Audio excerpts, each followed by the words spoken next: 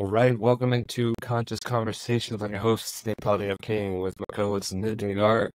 Hey, today we've got a special privilege of having Anthony Trucks on the show with us. Anthony, how's it going? Welcome to the show.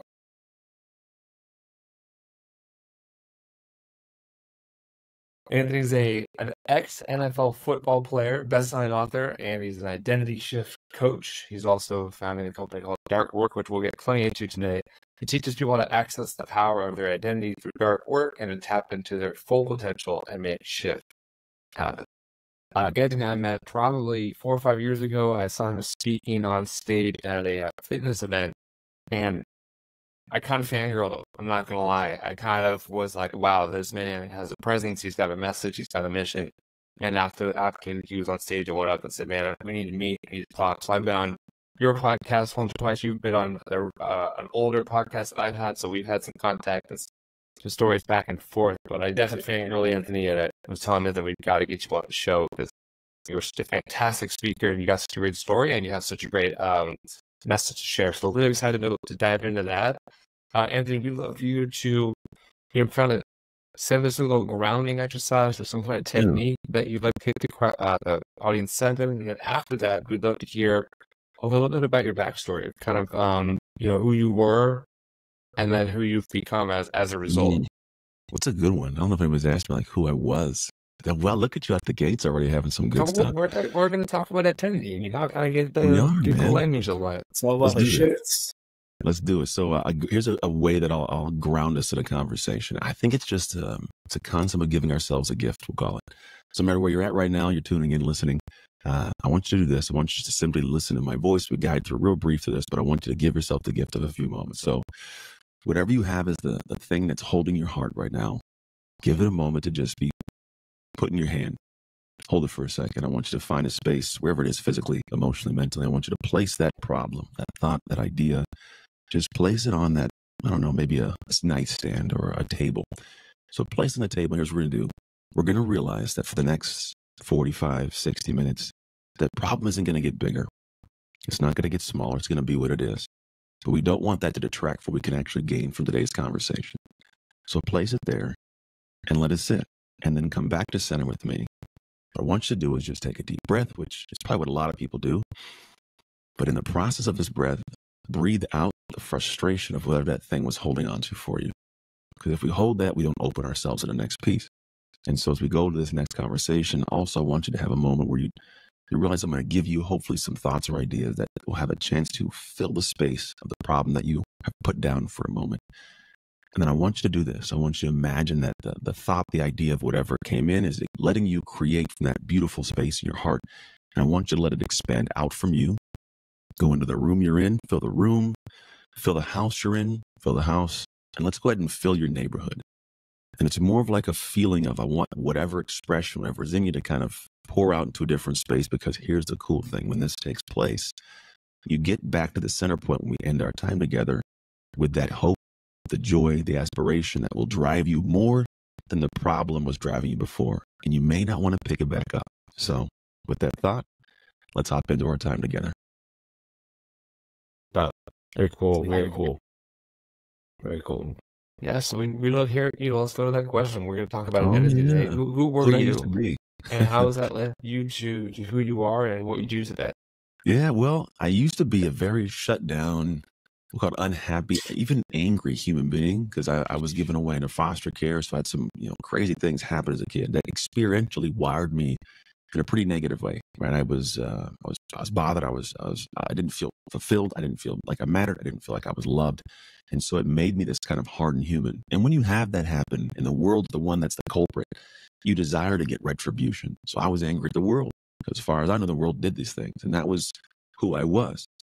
And then as I progressed through life, I started getting introduced to different opportunities that I didn't see as opportunities. I just saw as areas that showed me how bad I was, right?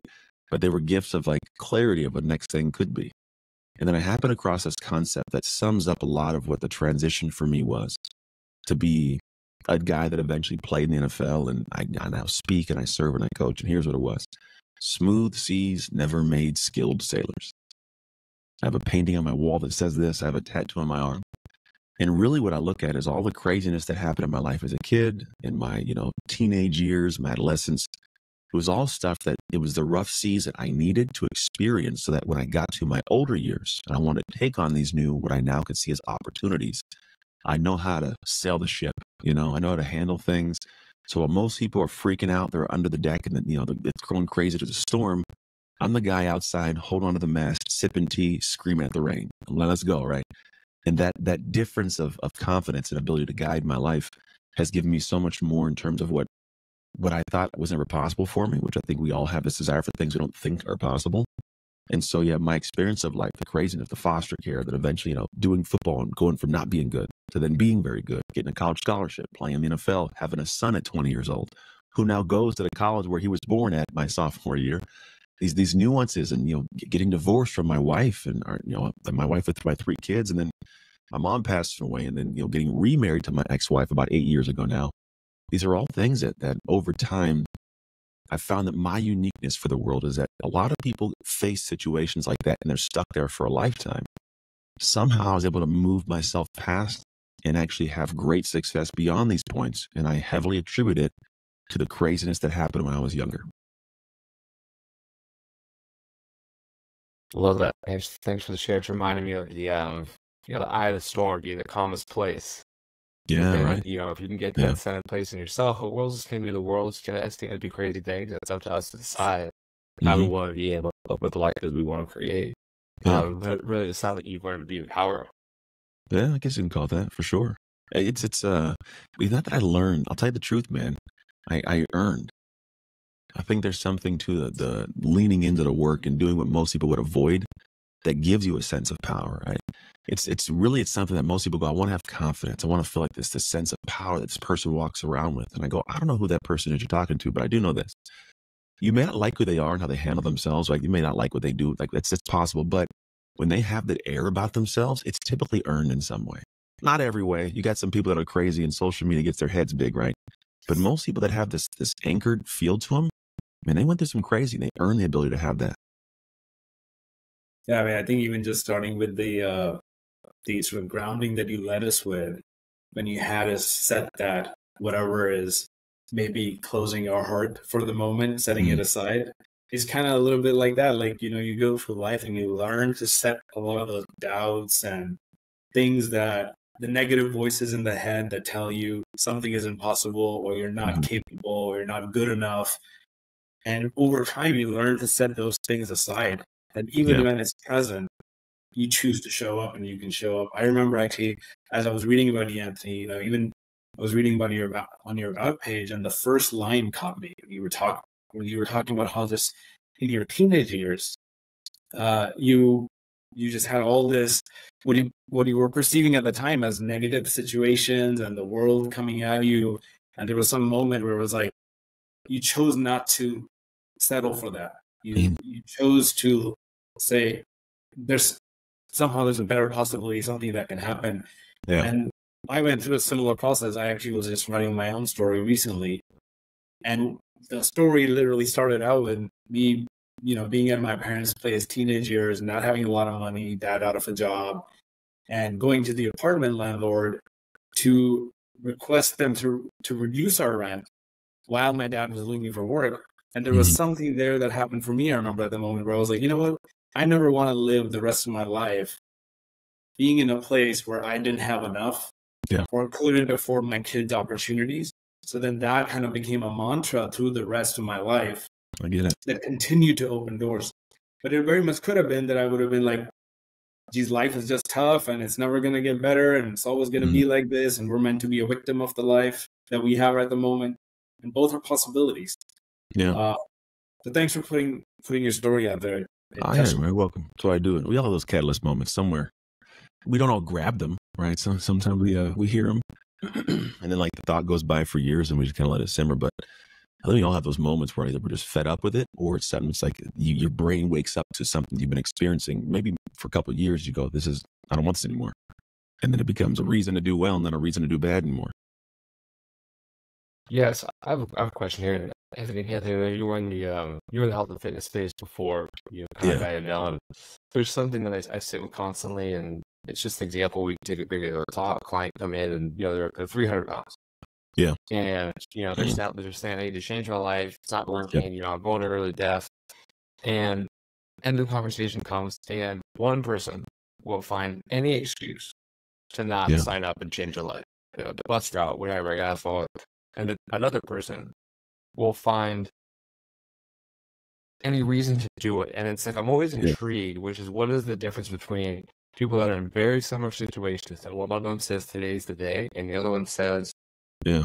not yet. I wonder if you have any insights on that, because we all have that through marriage, through drug addiction, right? Through challenges, different story, your story. Any insights on what it is that helps one person say yes and the other person say not yet? Man, there's a lot of things. To be honest, a lot of it has to do with their psychology. I wouldn't call it the mindset. I think it's how they think more than what they're thinking about. Because you're right. Some people, they'll as soon as they see it, they're going to find every single way to not let anything get in the way. Mm-hmm. And some people will find a way to have everything get in the way, right? And I do believe if you get to the base, we'll call it the simplistic act, is as some people, there's a guy named Gay Hendricks says, if you fight for your limitations, you get to keep them. And I love that because it's true. Like if you have this limitation and you try to put it out there and go, here's the reason why, you'll get to keep that.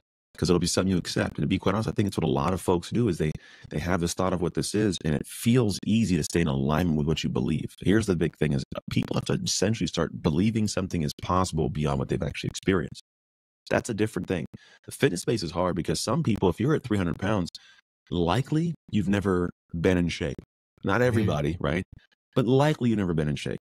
So you're telling someone to believe something's possible they've literally never seen or experienced for themselves. And that's a hard thing. Because now it's like, wow, what proof do I have to believe this? And so what I do believe is what I already believe, what I know to be true. And now what you're doing is you're attacking these beliefs. I had a guy on my podcast, Jonathan, I think his last name right now for some reason. He's got a good book, has to do with like sparketypes.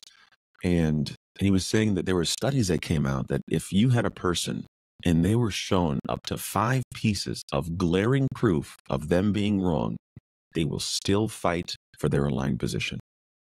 And so I said to take an extra step further and go, a lot of people have in their head this thought.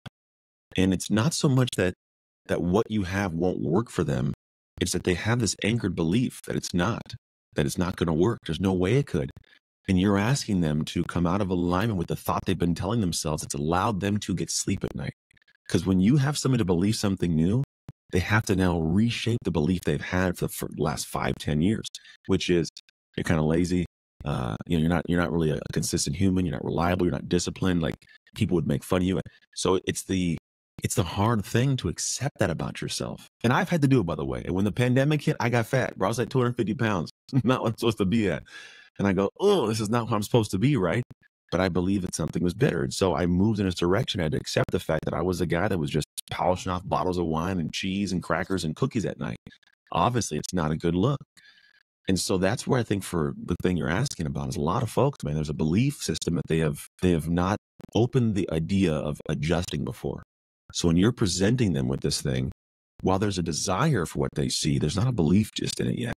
And our job is to find a way to get them to believe, not in the end destination, but that they can start the next step. That's, I think, also the piece of why sometimes they won't move. Like I got a son, he's 14, and he wants to play in the NFL. And the dude is a headache to get him to do things that will make that happen. I'm telling you what you're doing, son, not going to get you there. My agent, I talked to him recently from back when I played. He goes, you may be kicking it out too far.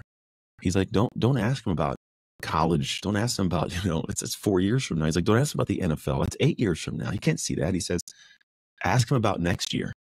And then when he has an idea of what next year looks like, ask him about next week. And if he can see next week happening and that next week leading to next year and whatever, then you'll get somebody in motion. So for those people, sometimes going down and going, look, I know you don't think it's possible. Let's just try this. Let's not aim for a year from now what you have. Let's just aim for what's better for next week. Does that mean that you move a day more than you're used to? Does that mean that you eat, a meal less than you're used to? Does it mean that, so you cut off some friends? Like, does it mean, what is that small thing that we can try to get you to do? Let's start there. They can believe that a little bit better. And over time, here's the cool thing. They will change their beliefs, not you. It sounds like we're talking about transference. Is almost one year. It's You like call it that. Yeah. believe it enough to achieve it is the first piece, but also like I believe in you. I see something in you that you can't see. And Yeah. then someone's like, well, okay, well, I trust Anthony. He seems like a good guy. He sounds like he knows what he's talking about. Okay, if he says I can do it, then maybe I can do it. And Yeah. it sounds like we're looking for a little chink in the armor, a Oh, little you have way to. in Yeah. to then say, hey, is this belief true? Yeah. Is it Well, completely true? yeah, and I'll tell them. I tell them like in the work I do is personal development stuff. I go, I'm not going to fight for your belief. Like you're fighting to keep that limited belief. I'm not going to fight for that with you. I'm going to fight for you to get rid of it. And so what does it look like to get rid of that belief, right? So maybe these people come in and go, I've tried every single diet. There's no way I can do it. All right, well, what's the belief you have that you aren't capable of doing it? Yeah, I can't do it. I go, well, what makes you believe it? I've never done it in the past. Let's take a look at the things that affect that. Do you have support in your house? No, everybody's like this. Okay, well, that's one piece we can deal with. I can be your support. Have you ever followed a path that you've really, really had confidence in? Well, no, I got this thing off the internet. So cool. I got a path. You can believe in the path, right? I've had result. Yeah. Okay. So you got belief in me as an accountability, me as a path. What's the other part? The food. Okay, cool. Have you ever found yourself in a situation where like you tried something for a couple of days and all of a sudden that one day where you fell off and it steamrolled into a whole week of that? Yeah. Okay, cool. So in that moment in time, we're going to change the trigger. You're not going to eat. You're going to call me. Right. So you put little things that I said, so you can do the transference. I want you to have those moments where you don't believe in you and don't believe what you've done. Believe in me and lean on me. And so now you can remove some of the things that the beliefs they're fighting for and fight for the opposite for them.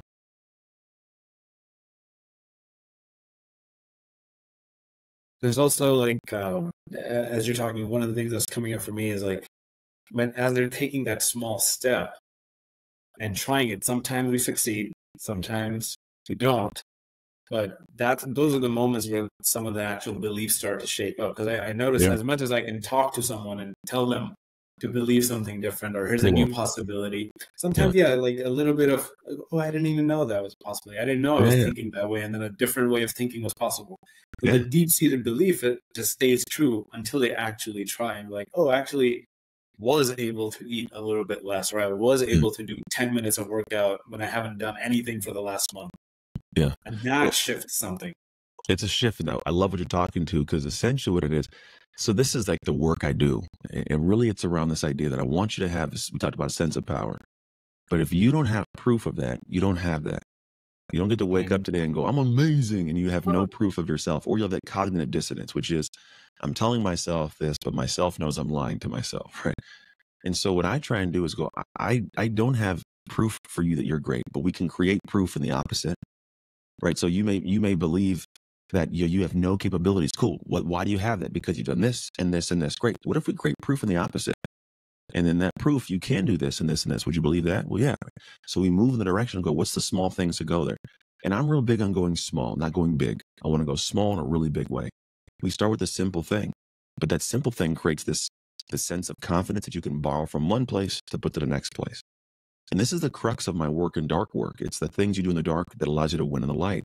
It's the unseen, unsexy, difficult, misunderstood, ridiculed work you're doing. And that ridicule might come from you. Right? It might be your own internal voice. It's like, you can't do this. And so what I do is I go, remove the thought in the conversation. Let's just act. Let's just move. Let's not think about the belief of its part. Let's just move. And if you move, lo and behold, you have an outcome. If the outcome's positive, you now have positive proof.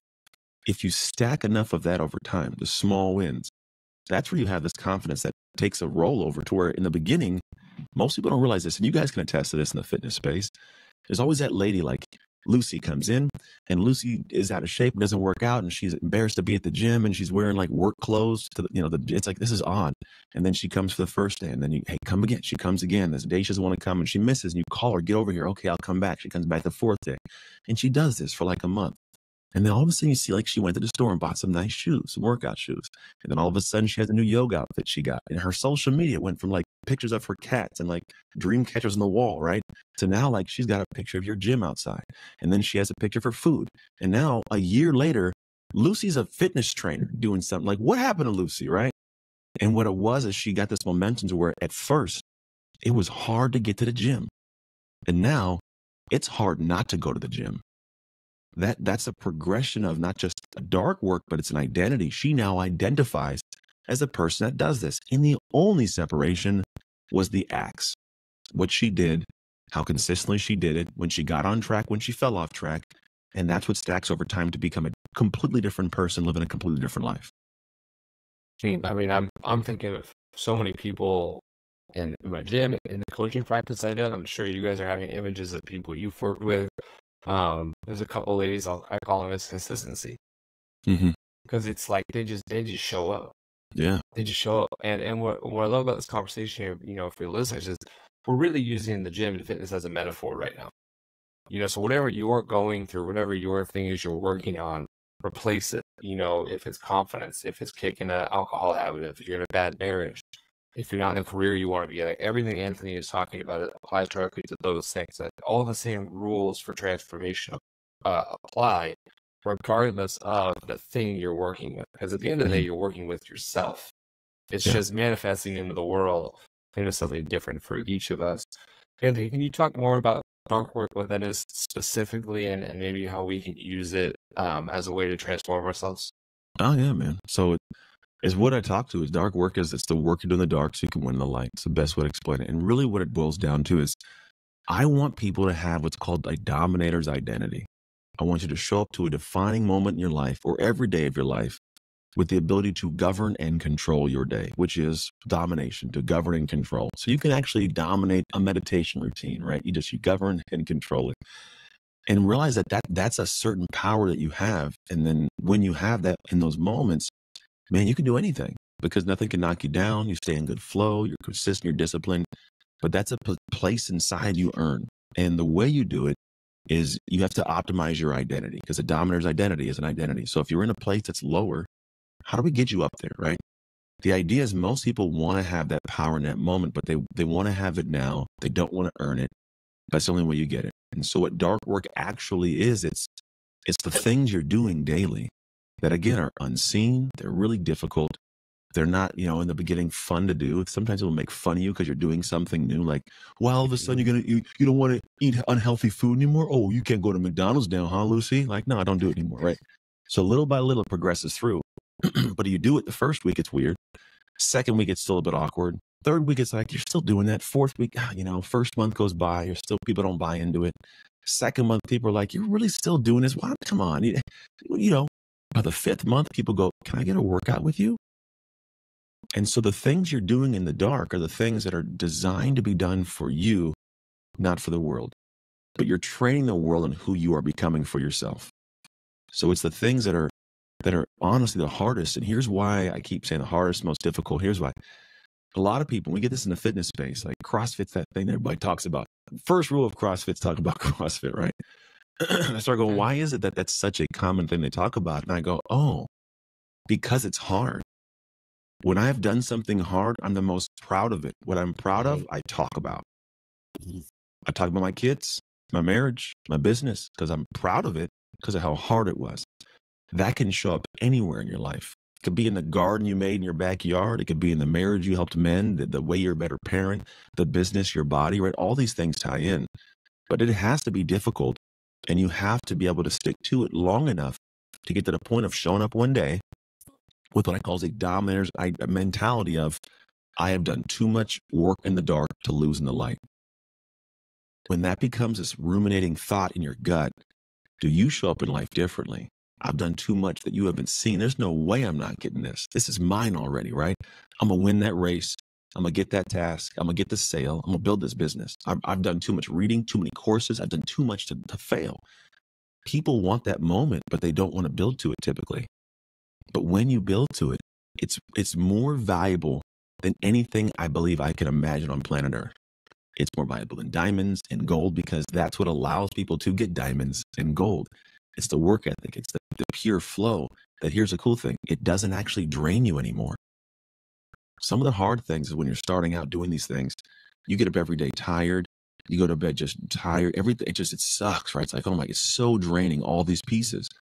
But at a certain point, it gets at a level where it's normal to you and it becomes effortless effort. You're still doing it. It's not draining your soul. So you're getting the outcome that's amazing and better without the drain. And that is a place people have to earn. And when you do that, it doesn't take as long as we think. We think, oh, it's going to be 7 years of this. No, it might just be 7 weeks, to be honest. Lock in, right? And then on the backside, you have this powerful sense of who you are, and you create value because you're more valuable, and life changes. And when I say life changes, I know people go, what does it mean life changes? Imagine not having to worry about money anymore because you finally got a business running because you built into it properly. You now have a completely different life because you can invest in different things. You can take free time when you want to take free time. You can buy things for your kids. You can buy things for yourself because you have more money. Let's say you have struggles in a marriage. Imagine coming home every day, going from arguing with your wife and these headaches to where now, when you come home, your wife runs up to you, she takes you upstairs, or husband, whatever you want to call it, like this. There's a whole melding, like the sex is great, the conversation's great, you're joyful. People are envious of your joy, right? Whenever your kids and you had some battling back and forth, now your kids come in your house and they run up to you and say, Mommy or Dad, like that's a genuine change of your life. And it happens when you actually do things that give you a feeling of I am powerful. So you show up better, you accomplish more, you just are a better human. Yeah, so much of what you're saying resonates so deeply. And even just the picture of seeing a lot of that work that gets put in day to day, that sense of that it's the unseen work, the dark work that leads to the light, is also very vivid. Just the little things, and you're right, like often I think people want great things in their life, but depending on where they are, they can feel so big and so unapproachable. Yeah. And their own guilt, shame, doubt in the day-to-day of, I've been trying X, Y, Z, or whatever narrative that they're spinning in their mind holds them back so almost feel like they're cemented. They feel like their feet are planted in cement. I've literally heard this from some clients. And it's like the little steps to start to say, okay, we do this one bit at a time, whether it's the health, whether it's the relationship, whether it's the relationship with your kids, or building a business, building financial independence. I mean, we all have those stories of starting out working for meager dollars to getting to the point through that discipline, day by day, little by little, where it starts to pay off. Yeah. But there is a lot of that work that happens in, quote unquote, the dark, and it feels really difficult. It's hard. It's long. I tell people that they have to fall in love with the day, not the destination. There's actually studies that show when you start making progress towards anything, your brain knows when it's closing a gap. You get a dopamine dump. That's why after a while, when you've been working out, you start knowing you're making progress and you feel good that day. And you're not too worried about having to lose the 15 pounds. Like you just get done, you look in the mirror and go, hell yeah, you did that today. Like that little thing. And that's the thing that like allows people to get there. They say the man who loves to walk will always walk further than the man who hates to walk, right? You'll get there when you love to walk. And that's really what we're trying to get people to get to when it comes to the dark work is I am having you fall in love with the work, not the outcome. That's why I call it dark work, not amazing achievement, succeed in the light. I don't do that because really that's the problem. We're so infatuated with the outcome that we don't realize those who actually have the thing we want most, that's actually not what they value the most. Here's an example. I show up in the world and I do my thing and I speak and I coach and people see me on stages talking in front of genuinely thousands of people, 10,000 people at a time. And they think that that's what it is, right? They go, you got this speak on stage and you get to you travel around. And I go, that's not really what's fun. I like the fact that whenever I get up in the morning, I get a workout in, I can do my email. So when I get on that stage, I'm in full integrity. I'm doing what I'm telling people to do. I love when I did that hard thing. I love the fact that nobody saw it. It was just Anthony. But you see me on the stage in front of it. That's not the best part of my day. I love the fact that when I come home, my wife and kids love to see me. They love to greet me. We have meals. We hang. That's what I love. And so what you're seeing on stage is this guy is loving his day. And you're getting a snippet of it when I hop on the stage and show you what I've accomplished. And so for most people, they're trying to find a way to get this fuel and motivation. I go, if you love your day, you don't need motivation. It's not as necessary. If you absolutely love what your life looks like because you've built it that way, you don't need that because every day you're getting that dopamine dump you need because you know you're making progress in the right direction. Now, if we go to the part we'll call it less, we'll call it floaty, ethereal, right? We'll call it tactical. For me, the thing is a lot of individuals, they don't have a plan. Their plan is emotion. They're disciplined to the feeling, right? When you were disciplined to an emotion, when the emotion changes, you then fall off of your plan. You don't make progress. And then not only do you not have the positive, you feel the negative, which is, man, I suck. What? There I go again, right? I suck, right? So for me, I go, well, let's take all the emotion out of it.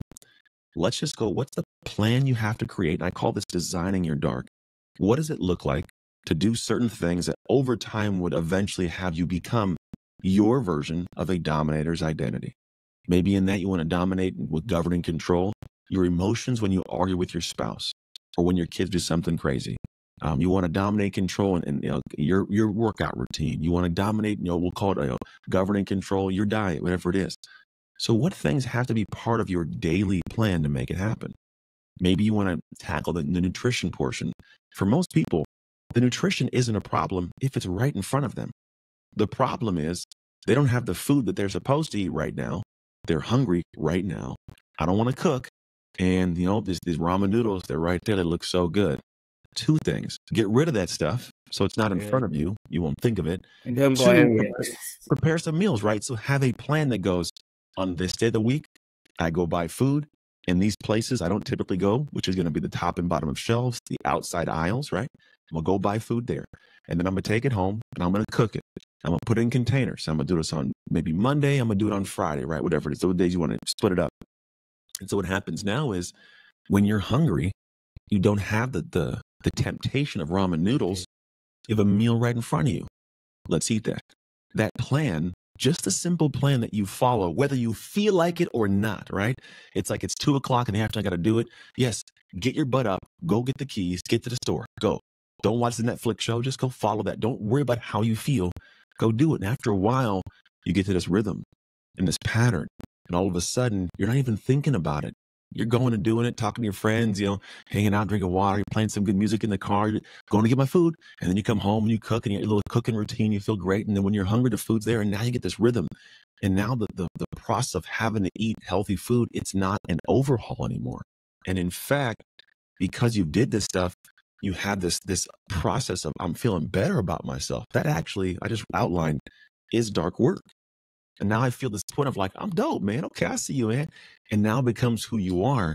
And while we're talking about previously the alignment issue, 5 glaring points of like proof will make you still argue. It's because we're fighting to stay in alignment with who we see ourselves to be. So now that you're creating proof of a different alignment, you'll actually fight to be in alignment with who you've now become. And it all starts by having this plan. You design what you want and who you want to become in time. And then you follow the small stuff, not go big. I hear my dad in the background. People don't plan to fail, man. They fail to plan. Yeah. He said it all the time. All the time. It's true, man. About it. It's true. Yeah. And there's so many great things here. And a lot of this is, and like one thing you're talking about is becoming process oriented rather than goal oriented. Yeah. And the process, what I have found is when I'm goal oriented, that's putting something outside of myself. And either I get it or I don't. And then there's this kind of expectation failure thing. I'm good enough. I'm not good enough. That starts to happen. Mm-hmm. If I shift to process based, this is something I've been personally working on for the last year or so, is what's the one thing I can do today to move me closer to that destination? I think that's what you're talking about. But do I go to the gym or do I not? Yeah. And you stop deciding on it. You know what's crazy? There's actually, you ever heard of the decision tank theory? Like how many decisions you can make. So if you think about like Obama used to wear 3 suits, you know, who used to, the turtlenecks, was it Steve Jobs had a black turtleneck. Mosey does that. Mosey wears the same thing every day. Thing, right? Yeah. Because they got a lot of big decisions to make. So I'm not going to waste my decision tank on a pointless thing of like, what shoes am I wearing? What's my outfit of the day? They don't do that. They got bigger decisions to make. But think of it this way. If I have this thing that is not who I am to do it, when I get up in the morning, I have to ask myself and decide, am I going to get up and work out? Do I go and eat healthy food? Do I make that phone call? Do I, get that task done? Do I answer my emails? Do I? Because I'm trying to get myself to think of it. Do I want to do it? I don't know. But if you got up at 8 o'clock and by 12 o'clock you did that, you're done. You're smoked. You can't do anything else, right? But what if when you got up in the morning, you're the kind of person who, I am the kind of person is, I work out. It's who I am. I eat healthy food. It's who I am. I do emails every morning. It's who I am. I have those hard conversations. It's who I am. So what happened is not only did the task get completed, you might have burned up, an eighth of your tank. Let's say it's a quarter of the tank, right? So by noon, you're still energized, man. You get more. Let's say you burn half of your tank when that person was all, tired at 12. When we get to 12 o'clock, if you're smoked, you know what it looks like? It looks like a calendar of to-do lists that never get done. Procrastination trickles in. It gets moved to tomorrow. You feel like an idiot. You eat bad food because you want to feel good again, right? It's all the steamroll stuff. But if you get to the point of, it's who I am to do this, my tank isn't empty.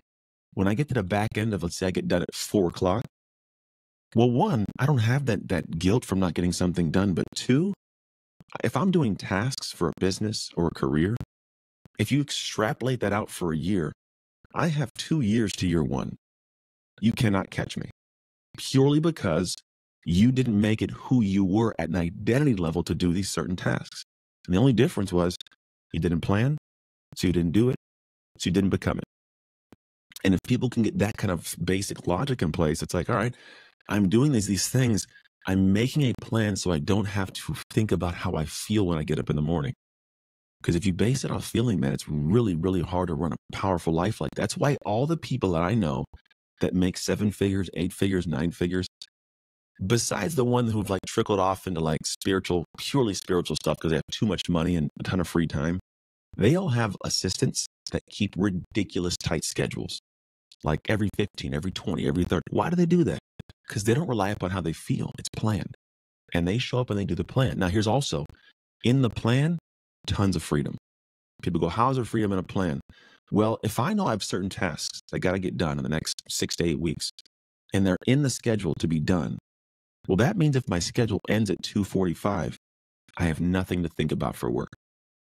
I say it because it's how my life runs. At 2:45 today, I'm dead, man. I'm not going to be at work. My laptop will stay right here until tomorrow morning when I wake up. And I've built a life with systems that way that allow me to have so much freedom because of the confine of my schedule that I show up to. And I don't ask how I feel. Like I'm right now, as a human, I am hungry. I'm a little bit tired because my wife had me doing some stuff last night. But I know this, when we get done with this, I have a live stream for a group, for my Facebook group. Then I have an hour and 45 minutes of filming. I'm going to lock in and do that. Why? Because I have one of two things that I will feel when 2:45 hits. I will feel powerful and energized because I knocked this thing out, or I will feel heavy and regretful because I did not. And I'll have to face it tomorrow. But because I have this structure and I operate and I get it done, regardless of how I feel, 2:45, dude, I am dead. I'm going to hang out. I'm going to go get the kids. I'm going to come to the house. I might watch a TV show. I think episode 7 of Halo came out today. Right? I'm just chill out as a dad. But I can do it because it's who I am. I'm not deciding to do it. It's getting done. And life rolls. And people think, oh, you're magical. I'm not. I am the same human, the same brain, the same time as you have. It's one thing I want to say here was, I love the question of what would a person that with the identity that I'm going for, what would they do? So, for example, what would a successful person do? Yeah, what would a healthy person eat? What would a good partner do for their partner? If you start to ask yourself those questions, that will start to give you insights into your actions. Yeah, man. You just poked on a really good thing. This is actually part of the things I've researched and studied. There is something called, there's a study by UCLA called The Stranger Inside. And what they did is they had these diodes hooked to somebody's brain, and they started finding out these areas of the brain, what they would tie to. And what happened was they would say, hey, show me a picture of someone you love. They show you love. And so the person that you see on a picture you loved lights up love in the brain. They go, okay, here's a picture of somebody else. Obviously, it's a stranger. And stranger would light up in the brain. They would then say, tell me about your future self. And stranger would light up in the brain.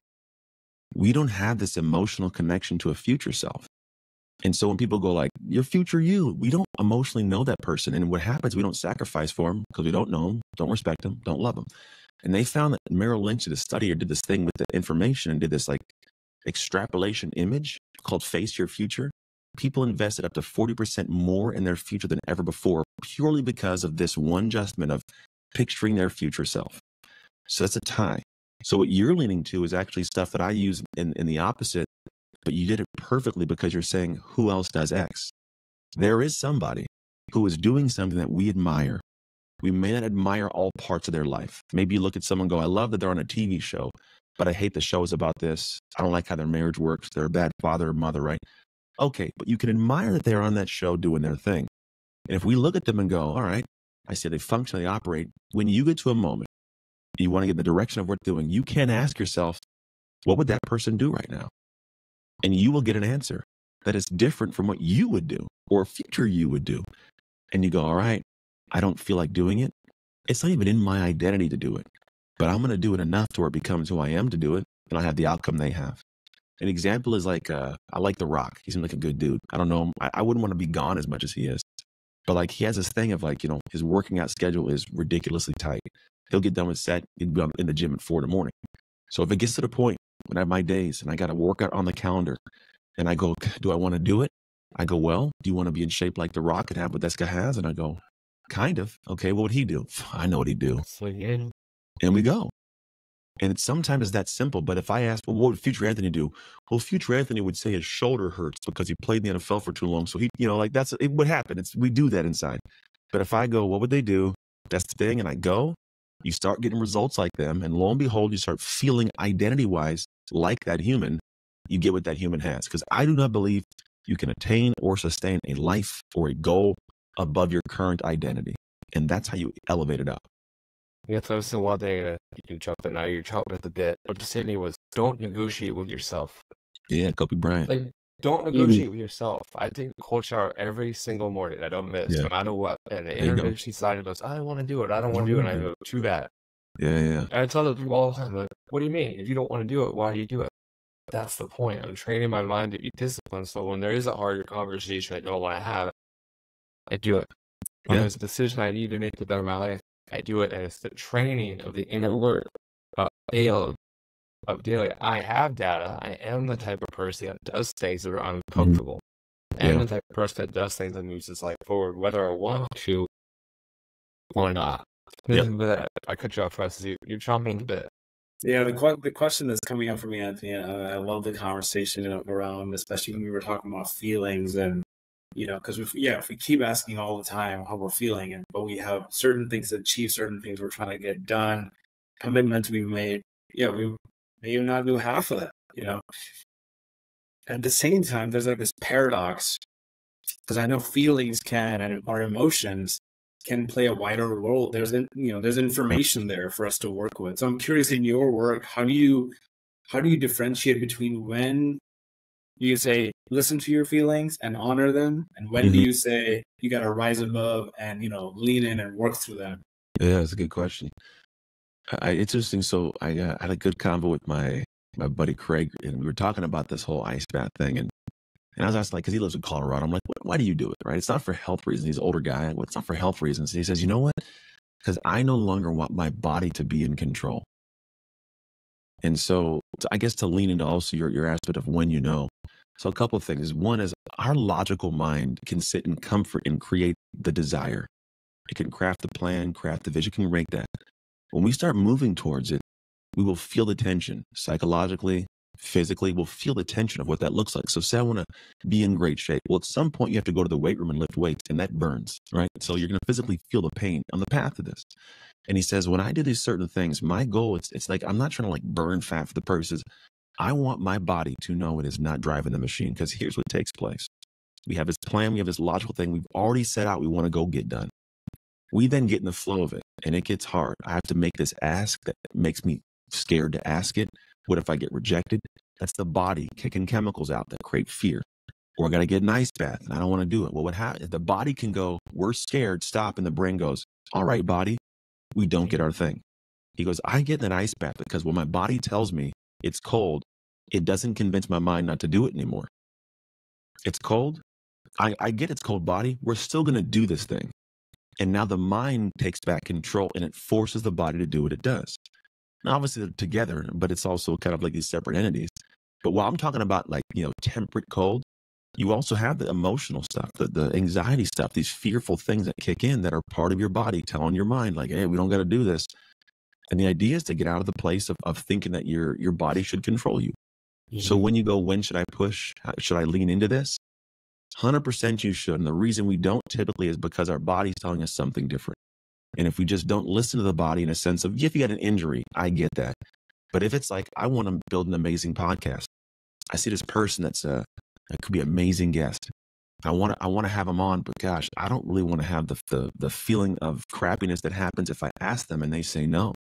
So I'm just not going to do it. Right? You don't do that anymore. You don't listen to that anymore. You go, I don't care. Yeah. So maybe you feel bad, body. We'll be all right.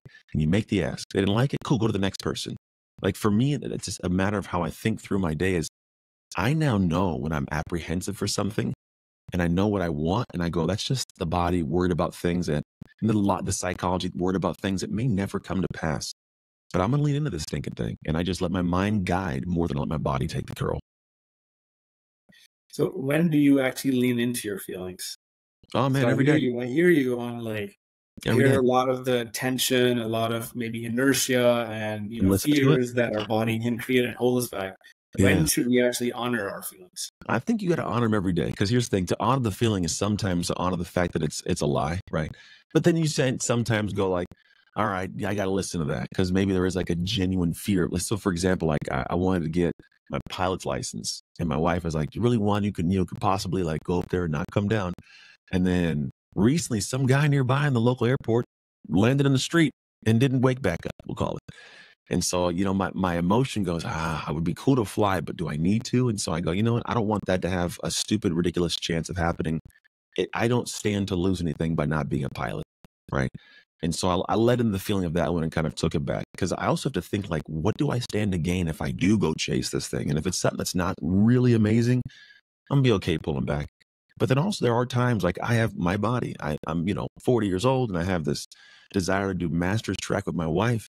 And so a couple of weeks ago, I did this long jump. And I went in a long jump. I had 6 jumps. On the first jump, when I jumped off my left leg, I felt my knee, like, not that it tweaked, but like the patella, like got real painful, like right in the kneecap itself, not the gushy part underneath where like the ligament is.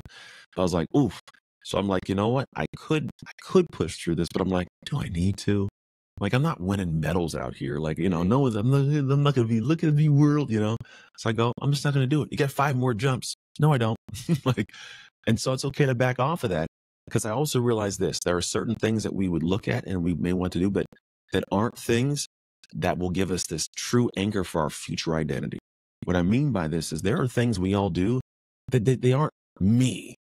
Like I don't have to battle to be the best in that, right?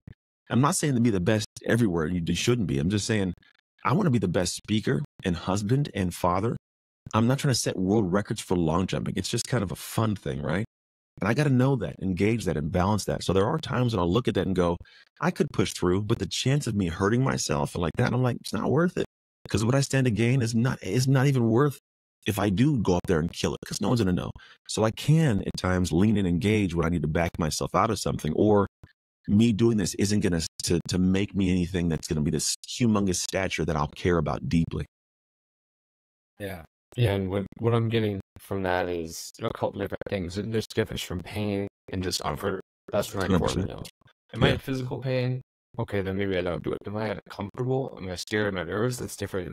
And what I would throw on there is 2 things that I've worked in myself is when I think, I stop. That's the mantra that I use. Because the second I start thinking, I don't know about you guys, it's sunk. I'm not going to figure out, my mind is not going to figure out the problem that my mind made. I got to go to a higher source or a coach or something outside. So if I start thinking and I just circle the drain, I put it down, when I stop, and I move my body, I consider it to come back. The other thing is, you really want to know what your tendency is, or what your tendencies are. If your tendencies are to always push, right, to always drive forward, to always be the best, then it could be really helpful to listen to that and then learn to slow down and back off. And help. Inversely, if your tendency is always to play it safe, oh, I know that doesn't feel right, or I don't know if I should. And I think that's the time when I use this word consciously. That's the time that you should push forward and go up against that, right? And go up against the grain. So I think you really got to know yourself and go against the grain. If you're always doing too much, do less. If you're never doing enough, do more. And once you get to know yourself and your tendencies, it gets easier because it's like, well, this is what Nick does most of the time. So I've got enough data to say that he probably needs to chill out. Mhm. I think that's important. You got to know yourself. You got to know what you want. You got to know what's important to you. And then when you have all that data, make the best decision that you can make the right choice for you in the moment. And then, have some faith too that it's all going to work out. And that's a really powerful tool as well. Is that, kind of for your actions, if you got, like, okay, I've done my best. Yeah. I What do you got love for me? the differentiation between, discomfort and pain, and also like keeping this sense of trade-off in mind, like, or what do I tend to gain from this? Mhm. If I push through, what may I gain? And what you And lose, yeah. and what you could lose potentially, yes, if you Yeah. don't, if you don't step up. Yeah. And so that can always give you a bit of a sense of like, okay, how much do I keep leaning into what I may be feeling in the moment and keep Yeah. saying no to myself or keep saying no to opportunities Yeah. versus when I do need to fully lean in and go for it. Yeah. I think Nick hit it on the head, though. I think you can just think too much. Like right now, we're talking a lot about thinking. And I want people to, like, I think there's a time to spend thinking. Mhm. There's a time to sit down and turn off all the desire to do anything right now and go, let me sharpen the axe of what the actions will be. And then you just do that. You just sharpen the axe. And then when it's time to move, you just trust previous you and you just go. You trust the person before, took the time, did the thing, because you'll disconnect from what emotional state and mental state you were in when you planned. Oftentimes, a month ago when I was planning for today, I don't know what I was thinking a month ago. I don't know what I was thinking last week, right? But I trust that the guy that made the plan had the right things in mind. So when I wake up and look at that, I don't always know what's there, but I know like it's there for a purpose. So I trust it and I lean in. I do turn off the thinking part. Oftentimes I turn off my thought process. Like I honestly didn't know what I was doing after until I took a look at, I was talking to you like at my calendar. Okay, I know what I got there and there and there. But I didn't wake up and like, here's what I got every moment of the day. I just literally have it structured to where I can go hour by hour because I know that when my brain has to hold the entire day in it, it operates heavy. I don't want to operate heavy. I don't want to be second guessing. I don't want to be negotiating with myself. It's on there. All right, that's what I'm doing. I go do that thing. I don't think a lot of people do that because they're trying to find this way to have easy success. They won't say that's what they want, but they want success the easiest way possible. So the moment they hear apprehension, they feel apprehension, they feel this discourse, they think it's a reason to stop. And it's not the reason to stop. It's what you should have expected on the path to where you wanted to go. And so it's not about how do I feel with this? I don't care how you feel. They say, F your feelings. I don't care how you feel. Did you put this in your plan? Yeah, we're doing this now. I don't want to. I don't care. We're doing this now, right? And you do it. And then the thing is, the more you lean into that kind of muscle and you build that becomes your set point to where you will get around people who are still where you used to be, and they will notice you're different. And you'll notice them in a discomfortable, like an uncomfortable way, because you'll be like, why are you thinking like that? Stop. Like, because you've progressed so far past it. They're just still there. But it's the way that successful human beings function. There's not this thought of, oh, should I do it? They just do it without thought, and eventually becomes their natural set point. It becomes a fun adventure, in fact, if anything, because as you start leaning into things that at times scare you, or you may feel, some level of fear around it, there's also excitement that goes with that. Yeah. And sometimes when there is no fear, there are often no excitement either. It's boring. Yeah. I don't even think it's worthwhile. If you're not afraid of it a little bit, it's kind of the thing you should be doing. I find the thing it's telling you you're in your comfort zone if you feel fear. And then on your website, I saw there's a picture of you with some pretty big players on there, holding a name drop. But I'm wondering, as you've been hanging around with successful people, like you've been around big coaches, what are some of the common threads that you see, like either in personality or in mindset around people that are in the bigger games of success? Yeah, what's funny is it was early on when I had this thought. I was in a room with them actually, and we were somewhere, and I was like, yeah, man, I don't have a lot of time like you guys do because I drop my kids off at 8 and I come home and I got to pick them back up by 3 o'clock. And the guy goes, wait a second, you have clear space from 8 to 3? What like was his thought? I'm like, yeah, that's not enough time to get the 8 hours, right? And he's like, what are you talking about? Like, it was just weird, thought that he looked at me funny because I thought this weird thing about my time ability.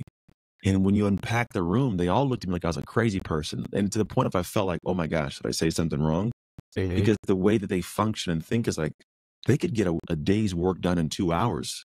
Like if done properly, most people's day's work can get done in 2 hours. So that like when I gotta write this article and I only have 6 hours. What? That's like a 15-minute task to them. You know what I mean? So what you do is you start to notice that you're in really hot water. And when you're in hot water, you can leave, you can adjust it and adapt to it. So when you ask what's the personality, what's the mentality of these people? One is there's a world level of thought. It is not a minuscule, minute, just me and my town level. It's the people that are in different countries. Are they seeing this, hearing this? How do we translate for them? Like it's a world level thing. The idea of approaching that problem does not seem too big. It seems like the norm, right? So there's a world level thought. Secondly, there's a continuous desire to feel stupid by them. And what I mean by that is they work themselves as much as they can into an area of what they know, and they're trying to get to a point that they don't know anything so they can feel stupid to then find someone to learn from. Because their skill set isn't what they know, it's how they learn what they know. And then from there, it's the application of it. They get into action faster than you can imagine. Before they're ready, they're moving. Like they'll figure it out while they go, because there's a reality that whatever I do now that I break, because it happens, we bust things, you mess things up, right? Whatever I do now that I break, the reality is no one's going to know about it in a year. No one's going to know about it in 6 months, right? The idea is most of us are apprehensive. What if I change and do this new thing? No one who you work with in a year will never know that the other thing existed, right? So they go ridiculously fast based on getting insight from people that are smarter than them, and they don't mind feeling stupid. And when you get around that kind of energy, it's a very like no breaks energy. The best way to explain it. The moment that a break arrives, they sense the break and it frustrates them because it's somebody telling you can't do it or you might slow down or why would you do this? You can see it in their face. Like I've seen people like someone says something to somebody else and they kind of, wait, hold, what? Like the thought of somebody going slower is like, why would you go slower? You know, that is a natural tick, but it's not this. Here's the thing. When you have been going fast for a long time, it's not like when you're trying to go fast for the first time. When you go fast for the first time, you don't know how to handle that steering wheel, when to hit the brakes, when to hit the gas. You haven't felt the turns, right? For them, speed is their norm. So 120 miles an hour, it's like for them going at 60 for most people, if that makes sense. Exactly. So the speed of the room is so normal to where when somebody starts to tap the brakes on them, they're like, wait, what, hold on. And they feel that and they get back to their speed. So when you walk into a room like these people, it's something where you have to be very, very aware of the words you speak, how you speak them, and who you're speaking them to, because it's not disrespectful, but you will look like a fool if you come in and say something to a group of people who function at a tick beyond what you're understanding. But that, I'm thinking too, as someone's listening, they're going, "Oh my God, that's so far outside my paradigm." Well, there was a time that was outside your paradigm. Yeah, of course. There was a time when, having my own seven-figure business outside of my paradigm. There was a time when working for himself was outside of his paradigm. And it's like, you acclimate.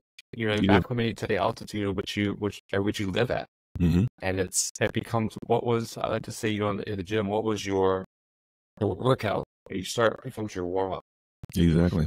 And there's no difference. Again, whatever realm you're working in. This is to acclimate, and then you go, this is your capacity grows, your ability to handle, your ability to take on more of a thing increases and enhances over time, right? It does. You elevate your game. If you stay in there, if you don't hop out, there. Right? You just got to stay in the pot and then cook. And you do. And what's also, it's possible is you can be in that room and not say anything. For a while, like I would just sit and have nothing to add. I realized I have nothing to add. But then I had this desire, like I want to have something to add. When I go, one of two things can happen. One, I can try to avoid this room so I don't feel comfortable or uncomfortable because I have nothing to add, or I can learn from the room to go and do some things so I have something to add. It's just a perspective. So I love going to those rooms. It makes me feel stupid because I'm like, God, I didn't know that and this and this. And so I'm taking notes and my Google goes crazy trying to figure this stuff out, learn and watch. I want to get up to speed. And then you start realizing, okay, there's this, and you try this thing and you learn this thing. And now you can come back to the group with something to add. And now you belong at the table, if that makes sense. And I'm going to tell you the truth also. People that are at that level, they want you to climb to that level. Most people think there's like some, there's a gate, we're going to, keep you away. It's like, no, we know how hard it is to get to the level of success that you are at. We're there, right? When you've done that, there's such a depth of respect. They want to have you be embraced and feel great because they felt the same way on the journey up like you do. And they recognize that. And so when you enter those rooms, most people are apprehensive of, what if I look stupid? I'm talking about waste their time. Don't waste their time then. Do things, learn, apply, come back, give back. They're going to be happy you did so. Yeah, I want to summarize the three things you said that really like resonated, like this world level of thought, thinking bigger reach, bigger impact, thinking about different cultures and how content or things we're putting out will be absorbed and understood. Mm-hmm.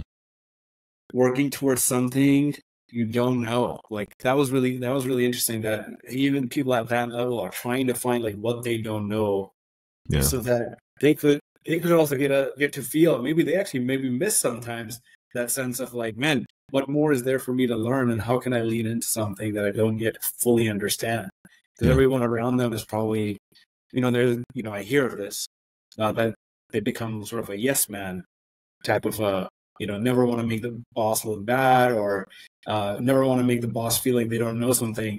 But the growth stops in that. And so it's awesome to hear that like they're still in the growth mindset, the learning mindset.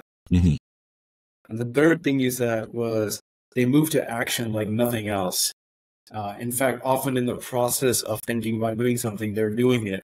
Yeah. And figuring out things on the go. So it's not about like, I'm going to wait a month, I'm going to plan this thing out to be perfect, and then go do it. It's just like, let's just go do it the fastest way possible. Yeah. And then we'll learn along the way, we'll tweak it, version 2 will come out, version 3 will come out, and it's just going to keep getting better every time we do it. That's how it works, pretty much. That's amazing. And, like part of when you were describing that, and then Nick was referencing it to like, oh my God, that just feels like so out there. Part of it is like, oh man, there's a little bit of overwhelm, moving at 140 miles an hour. Oh, geez, like, do I really want to do that? Yeah. But at the same time, so again, a little bit of fear, a little bit of excitement, a little bit of courage, and for me, a lot of courage. And then one step at a time. So it's like, hey, it's a journey. They've been through the journey. You're going through your own journey, Anthony. We're going through our own journey, and it's one step at a time, making each day a success. That's it, man. You fall in love with the process, dude. You love the day. So that's part of the day too, man. Part of the day is just doing dumb stuff and messing up and then moving on, and good days, bad. There are days I get up and I feel like I'm getting attacked from 7 angles, like literally. And then I go, gosh, it's crazy. But I go, you know what? This is why I worked real hard. Because here's the thing. If at some point I want to have the success, I got to handle all this. Like if you want to hold 10 logs, but you put all the logs down because 5 is too heavy, you'll never hold 10 logs. So the idea is like, you gotta build, and you gotta understand that the weight you're feeling, it's supposed to be heavy, but you don't put it down. You adjust your weight, get your mind right, and you lock back in, add another log. And that's where I think most people fall apart, is they're not prepared to hold the logs, or they're not trying to actively enjoy the day. They're trying to find the fastest way to the end, and they don't realize the fastest way is to do the now. That's the fastest way, man. You can only go as fast as now. And if in the now you're not making progress, you're never going to get there. I got a quote on that quote. It says, have fun and live with a sense of joy. Yeah, dude. And do that. It reminds me, and what that means to me is have fun and live with a sense of joy even in my shitty moments. All of them, man. If I'm arguing with someone or getting into it, it's like, can I enjoy this? This is my present moment. I might as well be present with it. Yeah, heck yeah. Man, well, Anthony, this has been a fantastic conversation that we can keep going for hours, but we got to get you a protein bar. And yeah, man, I get to prove my body, dude.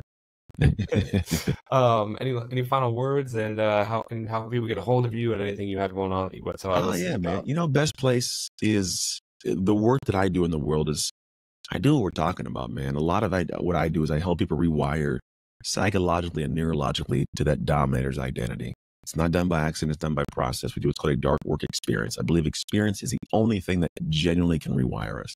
You got to go through something and do something. And so we do it intentionally. I say it happens on demand when crap hits the fan. We do it on demand. So yeah, people want to know more about how that works, go to darkwork.com. It's all there. We have a whole assessment that uncovers kind of what your dark work identity is now, your Dominator's identity. so you can figure out what the next steps are for you to develop into that next level of you. And depending upon when people see this, either you're going to go to the holding page because it's almost live, or you'll see it there live. And whenever it takes place, rock and roll through there. Well, excellent. Excellent. Thank you so much for being on here, for sharing, for your enthusiasm, your presence. We really appreciate it. All the listeners will too. For anyone listening, if you found this valuable, please subscribe, share this with someone who you think is going to change their life or change their identity. And man, it's been great as always. Anthony, appreciate you as well. I'll have you again from time because we keep going this forever. Yeah. Right. Thank you.